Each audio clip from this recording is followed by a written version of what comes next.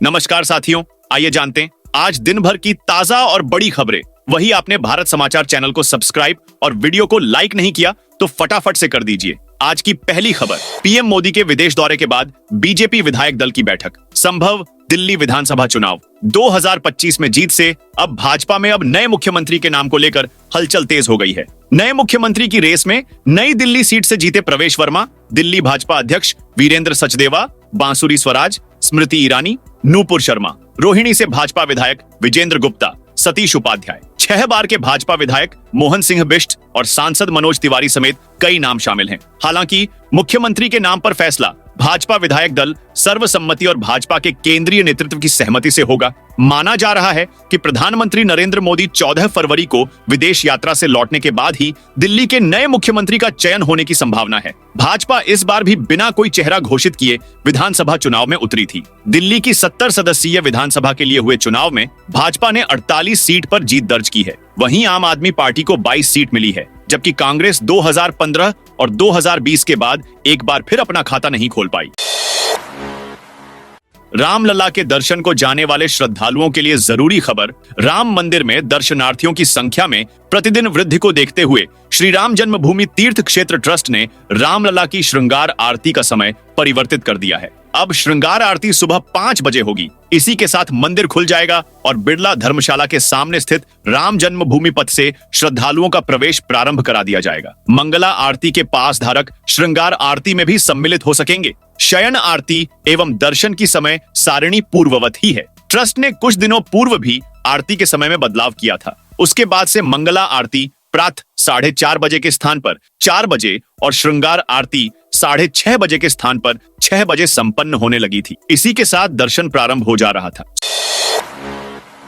Supreme court बोला, EVM से data delete नहीं करे चुनाव आयोग। सुप्रीम कोर्ट में मंगलवार को इलेक्ट्रॉनिक वोटिंग मशीनों के वेरिफिकेशन के लिए पॉलिसी बनाने की मांग वाली एसोसिएशन फॉर डेमोक्रेटिक रिफॉर्म्स की याचिका पर सुनवाई हुई। एडीआर ने याचिका में कहा कि ईवीएम के वेरिफिकेशन के लिए चुनाव आयोग की तरफ से बनाए गए standard operating procedure supreme court के अप्रैल 2024 में दिए गए फैसले से मेल नहीं खाते हैं। सीजीआई संजीव खन्ना और जस्टिस दीपांकर दत्ता की बेंच ने चुनाव आयोग को निर्देश दिया है कि सुनवाई की प्रक्रिया पूरी होने तक ईवीएम में कोई डेटा रिलोड न करें, न कोई डेटा डिलीट करें। सीजीआई ने कहा, यह कोई विरोध की स्थिति नहीं है। अगर हारने वाले उम्मीदवार को कोई स्पष्टीकरण चाहिए तो इंजीनियर यह स्पष्ट कर सकता है कि कोई छेड़छाड़ नहीं हुई है। सुप्रीम कोर्ट ने इलेक्शन कमीशन से यह भी कहा कि वेरिफिकेशन का कॉस्ट 40,000 रुपए बहुत ज्यादा है। कोर्ट ने इस कॉस्ट को कम करने का आदेश भी दिया। इलेक्शन कमीशन को अब सुप्रीम कोर्ट में ईवीएम की मेमोरी और माइक्रो कंट्रोलर डिलीट करने की पूरी प्रक्रिया की जानकारी देनी होगी। अगली सुनवाई 3 मार्च से शुरू होने वाले हफ्ते में होगी। यूपी के इस जिले में 60% लोगों को नहीं मिल पाएगा आवास। सर्वे की रफ्तार से हो गया साफ, जरूरतमंदों को आवास दिलाने के लिए प्रधानमंत्री आवास योजना के तहत ग्रामीण क्षेत्रों में सर्वे कराया जा रहा है। अफसरों की निगरानी के बाद भी सर्वे का कार्य धीमा है। 33,281 लाभार्थियों में से अभी तक सिर्फ 10,607 लाभार्थियों का ही सर्वे किया गया है। जिले में अब तक 29.24% लाभार्थियों का ही सर्वे हो सका है। विकास खंड छिबरामऊ के अंतर्गत कुल 8 ब्लॉक हैं। प्रधानमंत्री आवास योजना के लिए पूर्व में चयनित लाभार्थियों का सर्वे कराया जा रहा है। इससे किसी अपात्र को योजना का लाभ न मिल सके, पात्र ही इसमें शामिल हो सके। अधिकारी भी इसकी समीक्षा बैठकों में कर रहे हैं। शीघ्र सर्वे पूरा करने के निर्देश दिए जा रहे हैं। मुकेश अंबानी ने परिवार के साथ महाकुंभ में डुबकी लगाई। रिलायंस इंडस्ट्रीज के चेयरमैन मुकेश अंबानी अपने बेटे अनंत, बहू राधिका मर्चेंट और मां कोकिलाबेन अंबानी के साथ महाकुंभ पहुंचे। अंबानी फैमिली ने संगम में डुबकी लगाई। महाकुंभ में विदेशी श्रद्धालु भी भक्ति में लीन हैं। सेक्टर 17 स्थित शक्तिधाम शिविर में 68 विदेशी श्रद्धालुओं ने विधि विधान के साथ सनातन धर्म को अपना लिया। संगम में आज भी जबरदस्त भीड़ है। हर जगह लोग ही लोग नजर आ रहे हैं। शहर में जाम जैसे हालात हैं। भीड़ को कंट्रोल करने के लिए कमिश्नर प्रयागराज विजय विश्वास पंत और डीआईजी अजय पाल शर्मा सड़क पर उतर गए हैं। रणवीर अल्लाबादिया की फिर बड़ी मुश्किलें। YouTube content creator Ranveer Allahbadia की मुश्किलें लगातार बढ़ती जा रही हैं। सोमवार को रणवीर इलाहाबादिया और समय रैना समेत 5 लोगों पर असम में मामला दर्ज किया गया। इसके बाद अब राष्ट्रीय महिला आयोग ने भी इन्हें 17 फरवरी को तलब किया है। दरअसल राष्ट्रीय महिला आयोग ने रणवीर इलाहाबादिया, समय रैना और stand up comedy show India's got talent के निर्माताओं सहित अन्य को कथित अपमानजनक टिप्पणियों को लेकर तलब किया है। इन YouTube कंटेंट क्रिएटर्स की टिप्पणियों पर आपत्ति जताते हुए NCW ने कहा है कि ये हर व्यक्ति के सम्मान और गरिमा का उल्लंघन करते हैं, खासकर ऐसे समाज में जो समानता और आपसी सम्मान को बनाए रखने का दावा करता है। जानकारी दें कि इलाहाबादिया और रैना के अलावा जिन लोगों को तलब किया गया है उनमें social media influencer Apoorva Makhija, show के निर्माता तुषार पुजारी और सौरभ बोथरा शामिल हैं। जम्मू कश्मीर के अखनूर सेक्टर में LOC के पास IED ब्लास्ट। जम्मू कश्मीर के अखनूर में मंगलवार को एक आतंकी हमले में सेना के 2 जवान शहीद हो गए हैं। भारतीय सेना ने बताया है कि LOC के पास अखनूर सेक्टर में हुए IED ब्लास्ट में 3 सैनिक जख्मी हो गए थे, जिनमें से 2 जवानों ने इलाज के दौरान दम तोड़ दिया। जानकारी के मुताबिक यह हमला उस वक्त हुआ जब सैनिक नियंत्रण रेखा पर फेंस पेट्रोल पर तैनात थे। सेना ने बताया है कि इलाके में तलाशी अभियान जारी है।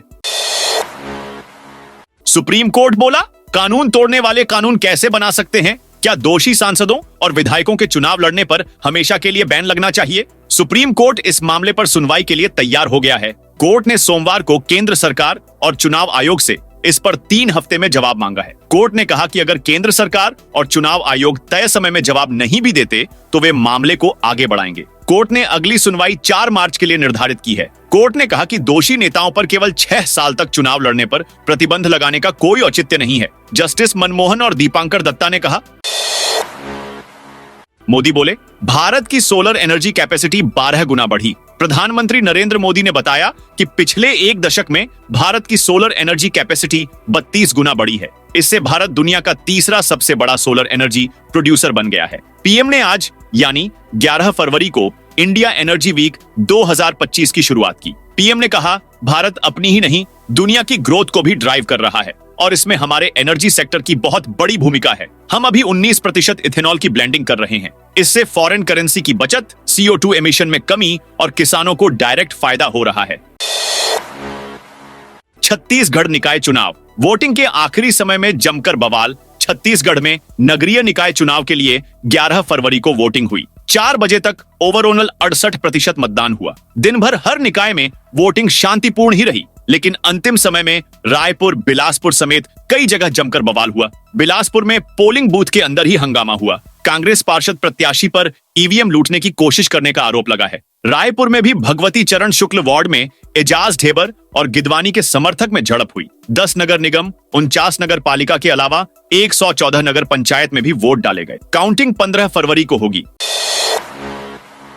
केजरीवाल संजय सिंह पर एक्शन लेगा anti corruption bureau. Delhi anti corruption bureau आम आदमी पार्टी के नेताओं के खिलाफ कानूनी कार्रवाई करने की तैयारी में है। इनमें दिल्ली के पूर्व CM अरविंद केजरीवाल, मुकेश अहलावत और संजय सिंह शामिल हैं। सूत्रों के अनुसार ACB की तरफ से भेजे गए नोटिस का जवाब न मिलने पर यह कदम उठाया जा सकता है। अगर AAP की ओर से कोई जवाब नहीं दिया गया तो ACB दिल्ली पुलिस को लेटर लिखकर इन नेताओं के खिलाफ कानूनी कार्रवाई की सिफारिश करेगी। इससे पहले 7 फरवरी को ACB की टीम अरविंद केजरीवाल, सांसद संजय सिंह और मुकेश अहलावत के घर जांच के लिए पहुंची थी। करीब 1.5 घंटे तक केजरीवाल के घर में जांच की, लीगल नोटिस दिया और रवाना हो गई। दिल्ली चुनाव नतीजों से एक दिन पहले केजरीवाल ने दावा किया था कि भाजपा उनके विधायकों और कैंडिडेट्स को फोन पर 15-15 करोड़ के ऑफर दे रही है। इसके बाद भाजपा ने दिल्ली के LG वीके सक्सेना को पत्र लिखकर आरोपों की जांच की मांग की थी। LG ने जांच का जिम्मा SCBC को सौंपा था।